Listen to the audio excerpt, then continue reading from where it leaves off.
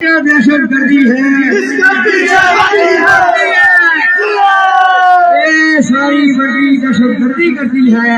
دوستو، اسلام آباد پولیس نے بغاوت کر دی ہے۔ اسلام آباد پولیس کا اہلکار خود نعرے لگا رہا ہے۔ ان لوگوں کو کشمیر بھیجا گیا کہ وہاں جا کر آپ نے جو بھی پروٹیسٹ ہو رہا ہے اس کو منتشر کرنا ہے، اسے ڈسپرس کرنا ہے۔ پولیس والے جب کشمیر کے اندر پہنچے تو کشمیر کے ہی حق میں نعرے لگا دیے۔ اس شخص کی گفتگو آپ کو حیران بھی کرے گی۔ اب یہاں پر یہ صرف یہ نہیں کہ رینجرز اور اسلام آباد پولیس کے اوپر الزامات لگا رہا ہے، بلکہ یہ خود نعرے لگا رہا ہے کہ یہ جو دہشت گردی ہے اس کے پیچھے وردی ہے۔ اب اس کی ڈیٹیلز کیا ہیں، اس ویڈیو میں آپ کے سامنے ڈیٹیلز رکھیں گے، ویڈیو مکمل دیکھیے گا۔ سب سے پہلے آپ کے سامنے رکھتے ہیں کہ اس وقت پولیس کشمیر کے اندر کیا کر رہی ہے۔ وہاں کے عام شہریوں، وہاں کے لوگوں پولیس سے کس قدر زیادہ تنگ آ چکے ہیں۔ سب سے پہلے آپ دیکھ سکتے ہیں کہ پولیس جگہ جگہ پر گاڑیوں کو روک رہی ہے، یعنی جو لوگ بھی کھانے پینے کی اشیاء لے کر کشمیر میں داخل ہونے کی کوشش کر رہے ہیں ان تمام لوگوں کو روکا جا رہا ہے۔ گاڑیوں سے اشیاء لی جا رہی ہیں، نکالی جا رہی ہے، یہاں تک کہ ادویات بھی اندر لے کے جانے کی اجازت نہیں ہے۔ یعنی عوام اگر وہاں پر کھڑے ہو کے روئے اور یہ بھی کہے کہ ہمارے بچے بھوک سے بلک رہے ہیں، تڑپ رہے ہیں، کھانے کو گھر میں کچھ نہیں، اس کے باوجود بھی پنجاب پولیس ہو ان کی جانب سے کہا جا رہا ہے کہ آپ کشمیر کے اندر کچھ بھی کھانے کے لیے نہیں لے کے جا سکتے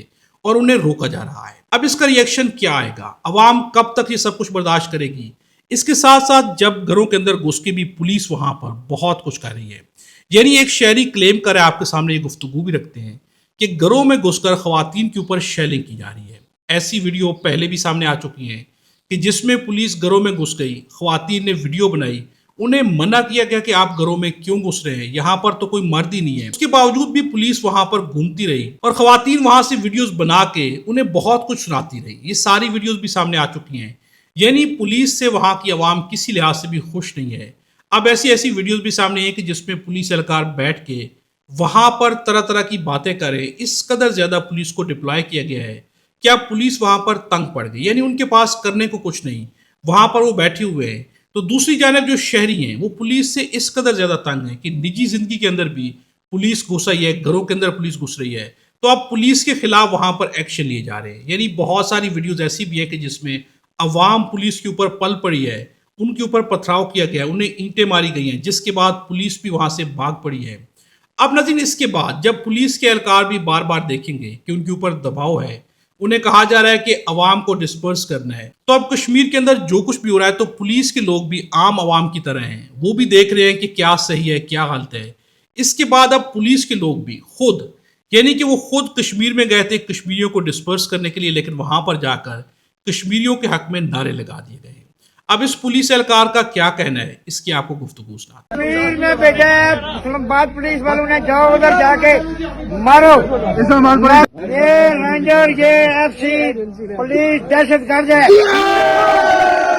ہیڈ کوارٹر میں مجھے بھیجا ہے جو کشمیر میں جا کے دہشت گردی کرو۔ اسپیکر میں دسنا ہے کے پیچھے دہشت گردی چھپی ہوئی ہے۔ کیا دہشت گردی ہے، ساری بڑی دہشت گردی کرتی ہے۔ اسلام آباد پولیس بھی مرد آباد، کشمیر زندہ باد۔ دوستو، آپ نے اس پولیس اہلکار کی گفتگو سنی۔ ایک جانب یہ بہت بڑے بڑے الزامات لگا رہا ہے، اب یہ الزامات بہت سنگین ہیں، رینجرز کے اوپر بھی لگ رہے ہیں، اس کے ساتھ ساتھ اسلام آباد پولیس کے اوپر بھی لگ رہے ہیں، اور سب سے بڑھ کر یہ جو نعرے لگا رہا ہے اداروں کے خلاف کہ یہ جو دہشت گردی ہے اس کے پیچھے وردی ہے، اب یہ نعرہ خود بہت بڑا نعرہ ہے۔ اب یہ اسلام آباد پولیس کا اہلکار ہے، اس کا کہنا ہے کہ ہمیں کہا گیا کہ وہاں جا کر آپ گولیاں برسائیں، شیلنگ کریں، لیکن میں یہ نہیں کرنا چاہتا۔ اس کے بعد یہ کھل کے اپنے اداروں کے خلاف بولنے لگ گیا ہے۔ بہت ہی الارمنگ چیز ہے کہ اگر پولیس والے خود جو ہے ریاست کے خلاف ہو جائیں گے، ریاست انہیں بھیجے گی آپریشن کے لیے اور وہ خود ریاست کے خلاف بیانات دینے لگ جائیں گے، تو اب یہاں پر ریاست کو، طاقتوروں کو سوچنا چاہیے کہ وہ ایسے کیا کام لے رہے ہیں پولیس سے کہ پولیس بھی اب بغاوت کرنے پر آ گئی ہے۔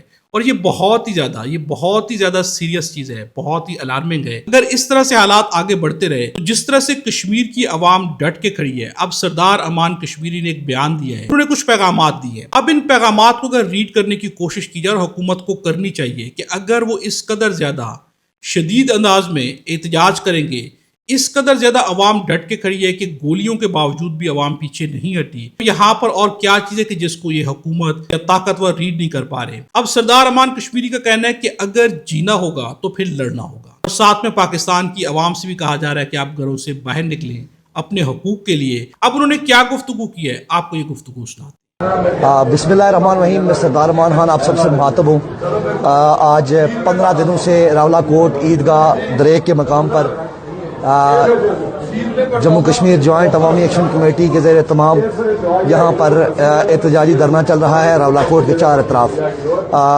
5 जून से शहीद होने वाले हमारे साथियों की डेड बॉडीज़ स्टिल जो है वो हुकूमत की तहवील में है, हुकूमत के कब्ज़े में है। एसीरान का कोई पता नहीं है, जो एसीरान है वो किस कैफियत में है, किस हालत में, कोई पता नहीं है। और हुकूमत ने अपने किए गए मायदों के मुताबिक अमल न करते हुए अवाम के साथ तशद्दुद का रास्ता इख्तियार किया और लोगों के ऊपर गोलियां बरसाई गई, पुरअमन मुजाहिरीन के ऊपर गोलियां बरसाई गई। एक ऐसी तहरीक को कलादम करार दिया गया जिस तहरीक का माजी इस बात की दलील है कि 3 सालों से चलने वाली इस तहरीक में कभी एक गमला भी नहीं टूटा।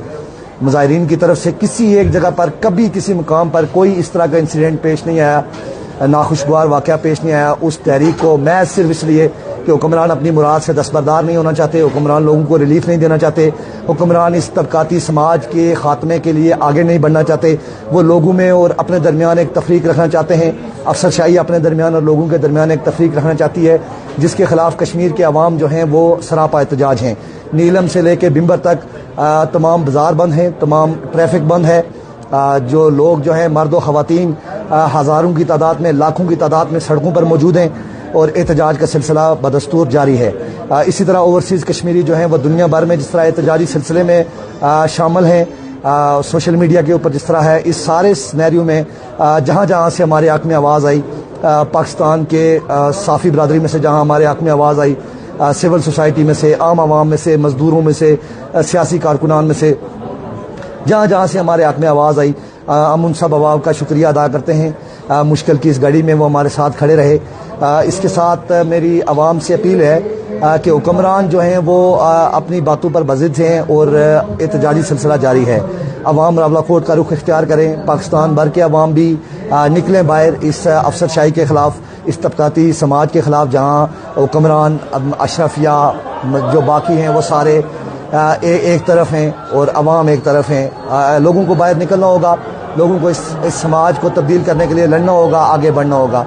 मैं एक मरतबा फिर आवाम को इस हुकूमत के इस घिनौने इक़दाम की मज़म्मत करते हुए मेरी आवाम से अपील है कि सिर्फ एक रास्ता है, वो मज़ामत है। अब अगर जीना है तो लड़ना होगा। बहुत शुक्रिया दोस्तों। ये गुफ्तगू बहुत अलार्मिंग है। ये गुफ्तगू सिर्फ सरदार अमान कश्मीरी नहीं करे, बल्कि यही गुफ्तगू जो है ख्वाजा मेहरान भी करे, उमर नज़ीर भी करें। ऐसी गुफ्तगू अगर देखा जाए तो शौकत नवाज मीर भी करें। यानी अवामी एक्शन कमेटी की जो 4 मेन अरकान हैं वो सारे के सारे एक ही गुफ्तगू करें।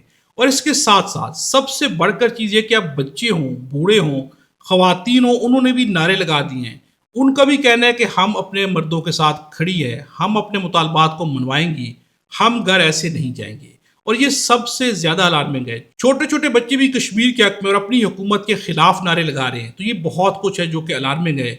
लेकिन यहाँ पर अफसोस का पहलू जो नज़र आ रहा है कि इसको शायद हुकूमत अब तक रीड नहीं कर पा रही, जो कि हुकूमत के लिए, रियासत के लिए किसी लिहाज से भी सही नहीं होगा।